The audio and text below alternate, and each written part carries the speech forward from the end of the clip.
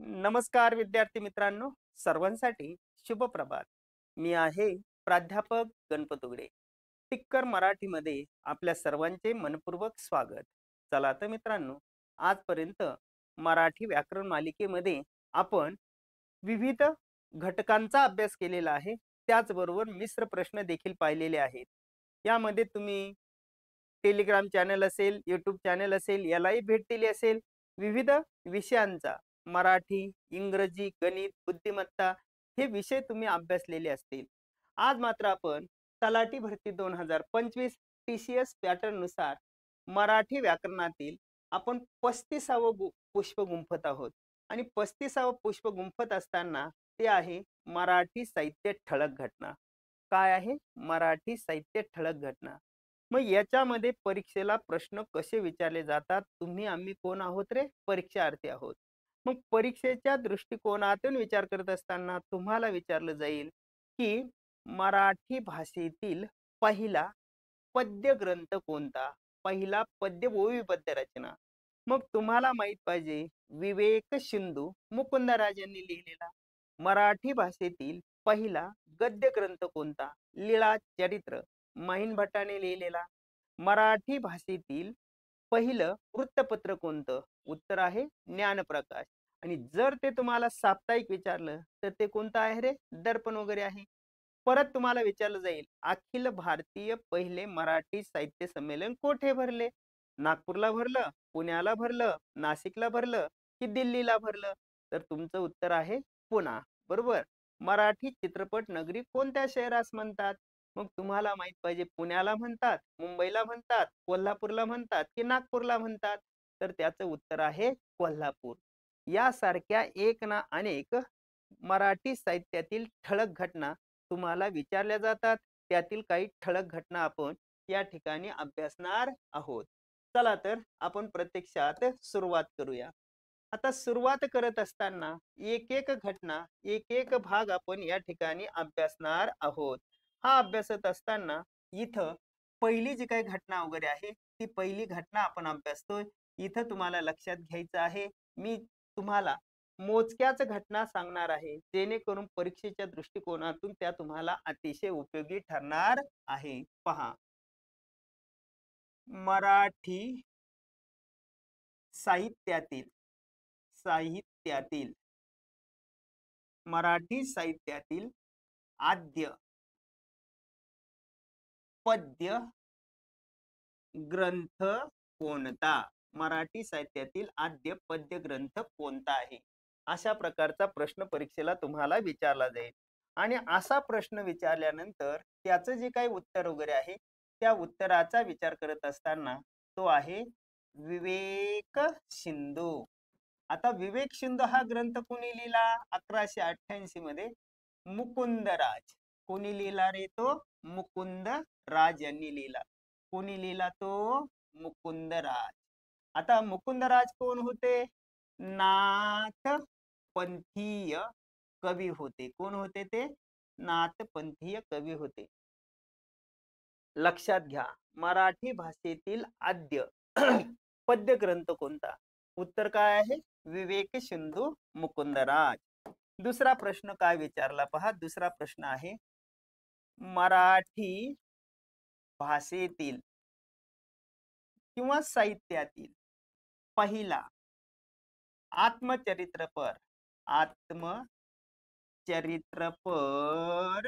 ग्रंथ कोणता? तर याचं जे उत्तर वगैरे आहे तर मानभव पंथाचे संस्थापक होते श्री चक्रधर स्वामी आणि चक्रधर स्वामींनी लिहिलं लीळा चरित्र. लीळा चरित्र. लीळा म्हणजे आठवणी. चक्रधर स्वामींच्या आठवणी माहीन भट्टाने एकत्र केला. माहीन भट्ट. माहीन भट्ट हे त्याचं उत्तर आहे. काय उत्तर आहे रे? माहीन भट्ट. परत इथं तुम्हाला तिसरा प्रश्न आहे मराठी साहित्यात मराठी भाषेचे शिवाजी कोणास म्हणतात? शिवाजी. तर बहुतेकांच्या परिचयाचे आहे मराठी भाषेचे शिवाजी कोणाला म्हणतात रे? तर मराठी भाषेचे शिवाजी आहे विष्णू शास्त्री चिपळूणकर. चिपळूण चिप चिपळूणकर कोण आहे? विष्णू शास्त्री चिपळूणकर. चौथा प्रश्न समजा विचारला, मराठी भाषेचे शिवाजी विष्णू शास्त्री चिपळूणकर. मराठीचे जॉन्सन. जॉन्सन मराठीचे जॉन्सन कोण आहे? यांचे वडील. वडील कोण आहे रे? तर वडील आहेत ते कृष्ण शास्त्री चिपळूणकर. चिपळूणकर हे मराठी काय आहे? जॉन्सन आहे. लक्षात येतं ना? त्यानंतर विचारलं जाईल पाचवा, मराठी चित्रपट नगरी. चित्रपट नगरी कोणत्या शहरास म्हणतात? कोणते शहर? मराठी चित्रपट नगरी कोणत्या शहरास म्हणतात? तर उत्तर आहे तुमचं, पर्याय तुम्हाला दिले जातील, पुणे, नाशिक, मुंबई. तर उत्तर आहे तुमचं कोल्हापूर. बरं का, कोल्हापूर. राजर्षी शाहू महाराजांनी कलेला आश्रय वगैरे दिला आणि कोल्हापूर ही चित्रपट नगरी बनवलेली आहे. नंतर मराठी भाषेतील पहिली सामाजिक कादंबरी. सामाजिक कादंबरी मराठी भाषेतील पहिली सामाजिक कादंबरी आहे. कोणती आहे रे ती? यमुना पर्यटन. यमुना पर्यटन कोणी बनवलेली आहे ती यमुना पर्यटन? बाबा पदमनजी यांनी यमुना पर्यटन ही पहिली कादंबरी लिहिली. मग या कादंबरीमध्ये त्यांनी सामाजिक प्रश्न मांडले. मग सतीची चाल असेल, विधवेचा पुनर्विवाह असेल, धर्मांतराला बंदी वगैरे असेल. मग परीक्षेच्या दृष्टिकोनातून जर विचार वगैरे केला तर हा विचार करत असताना 100% तुम्हाला असं विचारलं जाईल, मराठी साहित्यातील आद्य ग्रंथ तो कोणता आहे रे? विवेक सिंधू. मराठी भाषेतील पहिला आत्मचरित्र ग्रंथ लीलाचरित्र. मराठी भाषेचे शिवाजी विष्णू शास्त्री चिपळूणकर निबंधमाला लिहिली. मराठीचे जॉन्सन कृष्ण शास्त्री चिपळूणकर. मराठी चित्रपट नगरी कोल्हापूर. मराठी भाषेतील पहिली सामाजिक कादंबरी कोणती आहे रे? यमुना पर्यटन, बाबा पद्मनजी. पहा किती छान आहे ना, सर्वच एकदम तुम्हाला परीक्षेच्या दृष्टिकोनातून उपयोगी वगैरे आहे. परीक्षेला याच्यावरती विविध प्रकारचे प्रश्न विचारले जातील. कितवा आकडा झाला रे? कितवा आकडा झाला? तर तुम्हाला माहित आहे, तर 6वा आकडा झाला. आता 7वा जो आहे, तर 7व्याचा जर विचार वगैरे केला तर 7वा आकडा काय सांगतो पहा. तर 7व्याचा जर विचार वगैरे केला तर तुम्हाला विचारलं जाईल की इथं मराठी भाषेत सुनीत काव्य प्रकार कोणी आणला? सुनीत म्हणजे सॉनेट. 14 सुनीत काव्य प्रकार सर्वप्रथम कोणी आणला? सर्वप्रथम कोणी आणला? तर सर्वप्रथम कोणी आणला म्हणजे सुनीत काव्य कोणी लिहिलं? आणला. तर याचं जे उत्तर आहे तर त्याला म्हटलं जातं कवी केशवसुतांनी. केशवसूत कृष्णाजी केशव दामले. काय म्हणायचं त्यांना? कृष्णाजी केशव दामले. 8वा जो आकडा आहे, मराठी भाषेत गझल काव्य प्रकार कोणी आणला? गझल काव्य प्रकार कोणी आणला? कोणी आणला? तर गझल जो काव्य प्रकार आहे तर त्या गझल काव्य प्रकार कोणी आणला? कोणी आणला? तर याचं जे उत्तर वगैरे आहे त्या उत्तराचा विचार करत असताना ते काय आहे रे? गझल सुरेश भट. कोणी आणला? सुरेश भटांनी आणला. गझल म्हणजे तरी काय? तर त्याच्यामध्ये ठराविक रिदम असतो, चाल वगैरे असते. आपण आपल्या मनाचे डायलॉग सुद्धा टाकू शकतो. डोळ्यात सांजवेळी आणू नकोस पाणी, डोळ्यात सांजवेळी आणू नकोस पाणी, त्या दूरच्या दिव्यांना सांगू नको कहाणी. अंदाज आरशाचा वाटे खरा असावा, अंदाज आरशाचा वाटे खरा असावा, प्रत्येक माणसाचा तो चेहरा असावा. अशा पद्धतीने गझल काव्य प्रकार आहे, हाही तुम्हाला माहित असणं गरजेचं आहे. 9. अखिल भारतीय पहिले मराठी साहित्य संमेलन, मराठी साहित्य संमेलन संमेलन कोठे भरले, कोठे भरले? उत्तर आहे तुमचं पुणे, 1848. आणि त्याचे जे अध्यक्ष वगैरे होते, ते अध्यक्ष होते अध्यक्ष न्यायमूर्ती, न्यायमूर्ती महादेव गोविंद रानडे. कोण होते रे?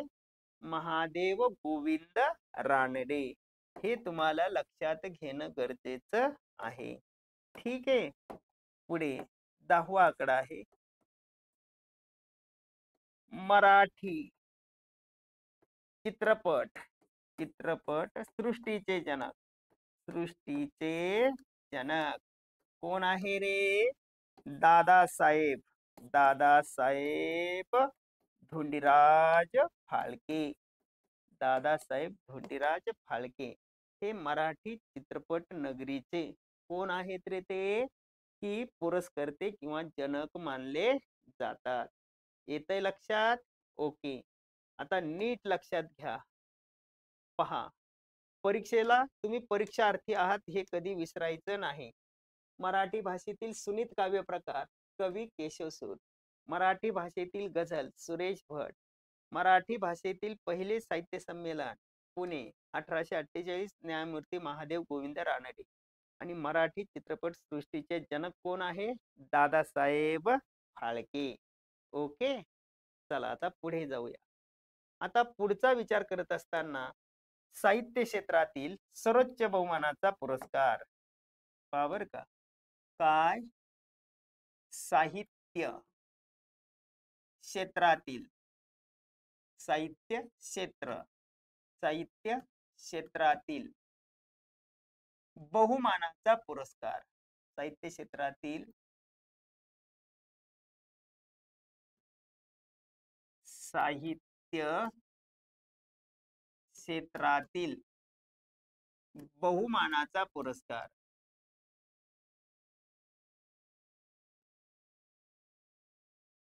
कोणता आहे रे? साहित्य क्षेत्रातील बहुमानाचा पुरस्कार. तर इथं तुम्हाला लक्षात ठेवायचं आहे ज्ञानपीठ पुरस्कार, ज्ञानपीठ पुरस्कार. या ज्ञानपीठ पुरस्काराला सुरुवात झाली 1965. जी शंकर कुरूप याने ओत्ता कझाक या कादंबरीबद्दल वेळूची वाचली पहिला ज्ञानपीठ पुरस्कार मिळवला. पण महाराष्ट्राचा विचार करत असताना काय आहे? महाराष्ट्र, महाराष्ट्राचा विचार करत असताना प्रामुख्याने हा ज्ञानपीठ पुरस्कार हा जो काय आहे हा कोणाला भेटला, केव्हा भेटला हे आपल्याला पाहणं गरजेचं आहे. मग याचा विचार करत असताना हे काय आहे? हे आहे त्याचं, हे पहा, ही पहिली बाजू तुम्हाला लक्षात घ्यायची आहे.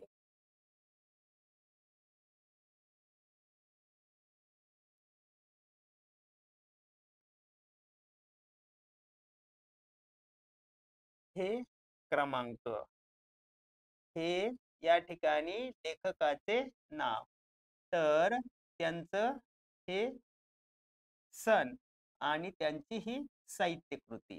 ओके. या गोष्टी तुम्हाला लक्षात घेणं गरजेचं आहे. पहा आता इथं, इथं मी काय लिहिलं रे? क्रमांक. हे काय की साहित्यिकाचे नाव किंवा लेखक कवी, लेखक कवी, बरोबर.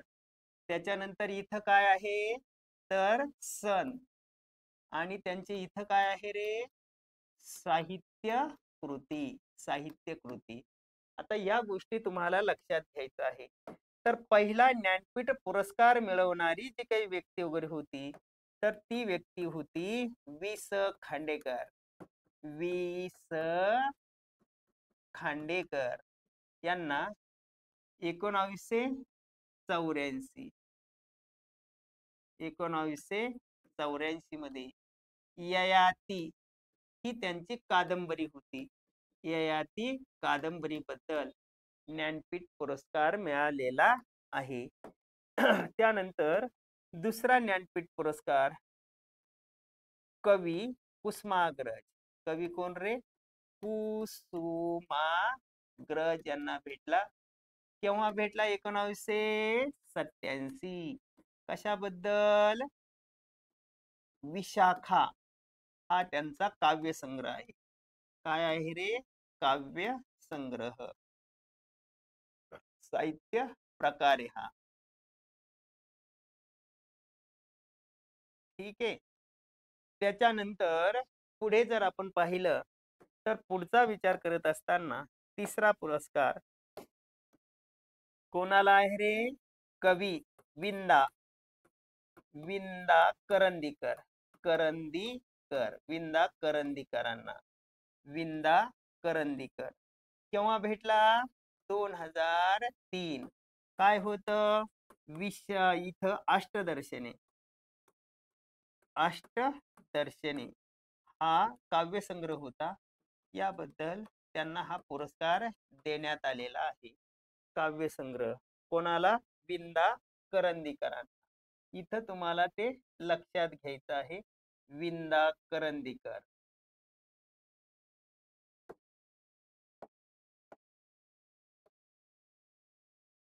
कवी विंदा करंदीकर यांना. ठीक आहे. त्याच्यानंतर पुढे तुम्हाला लक्षात घ्यायचंय विंदा करंदीकरानंतर पुढचा जो काही ज्ञानपीठ पुरस्कार मिळवणारी जी काही व्यक्ती वगैरे आहे ती व्यक्ती ती कोणती आहे रे? चौथी भालचंद्र नेमाडे. भालचंद्र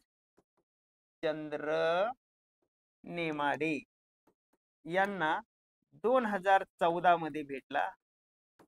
हिंदू जगण्याची एक समृद्ध अडगळ. हिंदू जगण्याची एक समृद्ध अडगळ. अडगळ हे याच उत्तर आहे. हिंदू जगण्याची एक समृद्ध अडगळ. आता लक्षात ठेवा, इथं तुम्हाला लक्षात घ्यायचं आहे. पहा, परीक्षेच्या दृष्टिकोनातून विचार जर केला तर साहित्य क्षेत्रातील सर्वोच्च बहुमानाचा पुरस्कार ज्ञानपीठ पुरस्कार 1965 मध्ये सुरुवात झाली. महाराष्ट्राचा विचार करत असताना वि. स. खांडेकर 1984 ययाती या कादंबरीबद्दल भेटला. दुसरा कवी कुसुमाग्रज 1987 विशाखा या काव्यसंग्रहाबद्दल भेटला. तिसरा कवी विंदा करंदीकरांना 2003 मध्ये अष्टदर्शने या काव्याबद्दल भेटला. आणि चौथा भालचंद्र नेमाडे 2014 हिंदू जगण्याची एक समृद्ध अडगळ यांनाच काय म्हटलं जातं? कोसलाकार. कोसला नावाची त्यांची गाजलेली कादंबरी आहे. हेही तुम्हाला लक्षात ठेवणं गरजेचं आहे.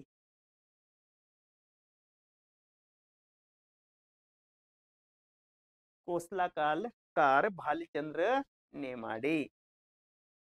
येतंय लक्षात? ओके.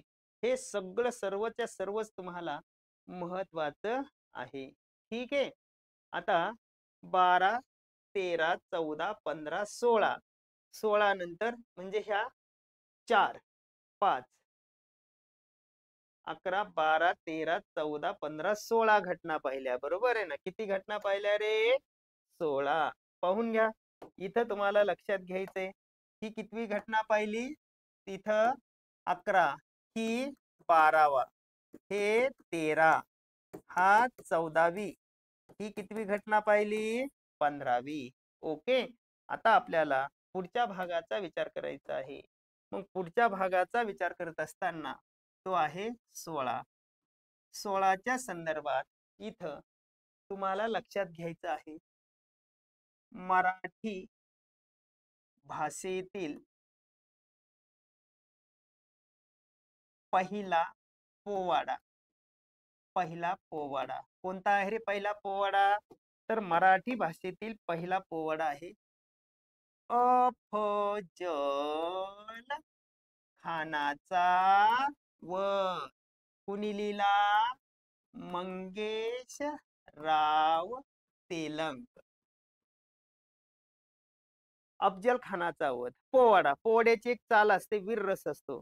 ओम नमो श्री जगदंबे, ओम नमो श्री जगदंबे, नमन तुझा आंबे करून प्रारंभे, डफावर थाप तुंतुण्या ताण, शाहीर हा महाराष्ट्राचा प्राण, शिवबांचे गात गुणगान चिरहतीची, आधी नमन साध संताला. याला म्हणायचं पोवाडा. मंगेशराव तेलंग यांनी लिहिला. त्यानंतर आहे मराठी भाषेतील पहिली लावणी कोणती? 17. मराठी भाषेतील पहिली लावणी कोणती आहे रे? पहिली लावणी सुंदरा मनामध्ये भरली हवेलीत शिरली. सुंदरा मनामध्ये भरली हवेलीत शिरली. हवेलीत शिरली जरा नाही ठरली. सुंदरा मनामध्ये भरली हवेलीत शिरली जरा नाही ठरली. कोणाची आहे रे? राम जोशी. राम जोशी हे शाहिरांचे शाहीर आहे. सातारा. ते ज्या वाड्यामध्ये राहत होते त्यांच्याच वाड्यामध्ये एक सुंदर मुलगी वगैरे होती. मग त्या मुलीला त्यांनी प्रपोज वगैरे केलं, मागणी टाकली, पण तिने त्यांना नाही म्हणून सांगितलं. मग त्याच्यावर आधारित त्यांनी ती 7 कडव्याची कविता केली आहे. सुंदरा मनामध्ये भरली हवेलीत शिरली जरा नाही ठरली. त्याच्यावरूनच ते गाणं आहे पा, हिंदी गाणं. मेरे सामने वाले खिड़की में एक चांद का टुकड़ा रहता है, फूलों सा चेहरा तेरा कलियों में मुस्कान है, रूप तेरा देख के रंग तेरा देख के कुदरत भी हैरान है की नाही? ओके. मग म्हणून म्हणायचं मराठी भाषेतील पहिली लावणी. त्यानंतर पुढचा प्रश्न 18वा. 18वा काय सांगतो रे? मराठीचे पाणिनी. पाणिनी. पाणिनी कोण आहेत? दादोबा ओ पांडुरंग तरखडकर. तरखडकर. दादोबा पांडुरंग तरखडकर. या तरखडकरांनी 1836 मध्ये मराठी व्याकरणाचे पहिले पुस्तक लिहिले. केव्हा लिहिले रे? यांनी काय केलं? 1836 मराठी व्याकरणाचे, मराठी व्याकरण पहिले पुस्तक लिहिले. पहिले पुस्तक लिहिले. कुणी लिहिले रे? दादोबा पांडुरंग तरखडकरांनी. म्हणून त्यांना मराठीचे काय म्हणायचं? पाणिनी. 19 मराठी भाषेतील पहिले साप्ताहिक. पहिले साप्ताहिक कोणतं आहे रे? साप्ताहिक आठवड्यातून प्रसिद्ध होणार ते आहे दर्पण. दर्पण. कोणी लिहिलं ते दर्पण? बाळ संपादक बाळशास्त्री जांभेकर. जांभेकर. ठेवा लक्षात. मराठी भाषेतील पहिला पोवाडा. मराठी भाषेतील पहिला पोवाडा कोणता आहे रे? पहिला पोवाडा अफजल खानाचा वध. मंगेशराव तेलंग. मराठी भाषेतील पहिली लावणी सुंदरा मनामध्ये भरली हवेलीत शिरली जरा नाही ठरली. मराठीचे पाणिनी दादोबा पांडुरंग तरखडकर. मराठी भाषेतील पहिले साप्ताहिक दर्पण.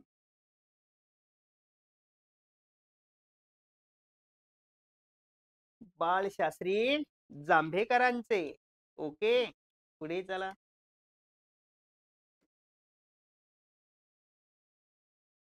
20. आता पुढे काय आहे रे? पुढे आहे 20. मराठी निसर्ग कन्या. निसर्ग कन्या कोण आहे रे ती?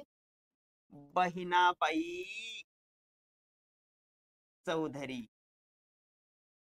बहिणाबाई नथुजी चौधरी अशिक्षित स्त्री, पण तिने एखाद्या वैज्ञानिकाला लाज देईल अशा पद्धतीचं तर्कसंगत अशी अतिशय शास्त्रशुद्ध शब्दांची मांडणी केली.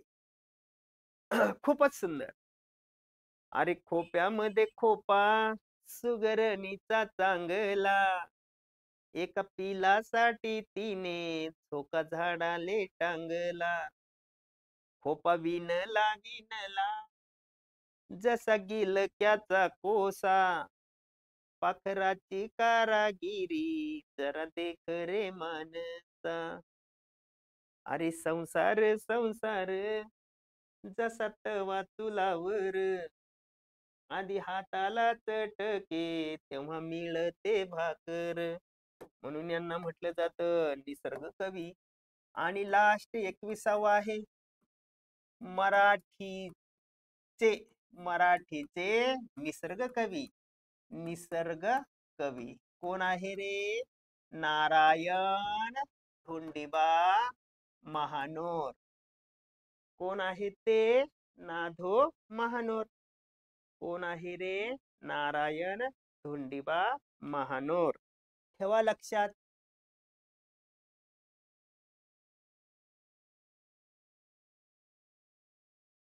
नारायण धोंडिबा महानोर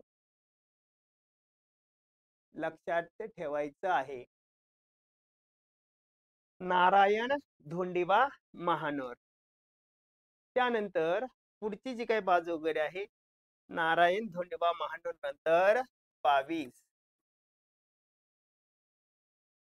मराठीचे बजरंग. कोणाला म्हणतात रे? पु ल देशपांडे. कोण आहे? पु ल देशपांडे. नंतर 23 मराठी साहित्य. मराठी साहित्य पहिल्या महिला म्हणजे मराठी साहित्य. मराठी साहित्य अखिल भारतीय. अखिल भारतीय साहित्य. मराठी साहित्य अखिल भारतीय. मराठी साहित्य अखिल भारतीय साहित्य संमेलनाच्या मराठी साहित्य अखिल भारतीय साहित्य संमेलनाच्या अध्यक्षा. काय की अखिल भारतीय मराठी साहित्य संमेलनाच्या पहिल्या महिला अध्यक्षा. अखिल भारतीय मराठी साहित्य संमेलनाच्या पहिल्या महिला अध्यक्षा. कोण होत रे ते? तर त्या आहेत कुसुमावती देशपांडे. कुसुमावती देशपांडे. हाही प्रश्न यापूर्वी एकदा परीक्षेला विचारलेला होता. हे तुम्हाला माहित असणं गरजेचं आहे. कोण आहे रे त्या? कुसुमावती देशपांडे. ओके. तर अशा पद्धतीने मित्रांनो आज तुम्हाला या ठिकाणी मराठी साहित्य ठळक घटना मी सांगितलेल्या आहे. मग याच्यामध्ये तुम्हाला लक्षात ठेवायचं आहे मराठीची निसर्ग कन्या कोण आहे रे? बहिणाबाई चौधरी. मराठीचे निसर्ग कवी नाहदो मानोर. मराठीचे बजरंग पु ल देशपांडे. अखिल भारतीय मराठी साहित्य संमेलनाच्या अध्यक्षा कोण? महिला अध्यक्षा कुसुमावती देशपांडे. ओके. तर आता तुम्हाला अशा पद्धतीने हा भाग लक्षात घेणं गरजेचं आहे. ठीक आहे. तर अशा पद्धतीने मित्रांनो या ठिकाणी आपण ह्या ज्या काही घटना वगैरे आहे या घटनेच्या संदर्भात विचार केलेला आहे. एकूणच मराठी साहित्य ठळक घटनेवरती अशा प्रकारचे प्रश्न विचारले जातात. मित्रांनो, जर तुम्हाला हे आमचे व्हिडिओ आवडत असतील तर जरूर लाईक करा, शेअर करा, बेल आयकॉनला प्रेस करा. ठीक आहे. आणि अशाच प्रकारचे वेगवेगळे व्हिडिओ पाहण्यासाठी तुम्ही टिक्कर मराठी ॲप डाउनलोड करायचं आहे. ठीक आहे. चला तर आज आपण या ठिकाणी अभ्यास केलेला आहे. तो म्हणजे कोणता रे?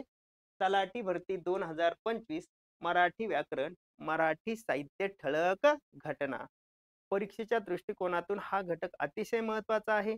आमचे व्हिडिओ जर तुम्हाला आवडत असतील तर जरूर लाईक करा, शेअर करा, बेल आयकॉनला प्रेस करा.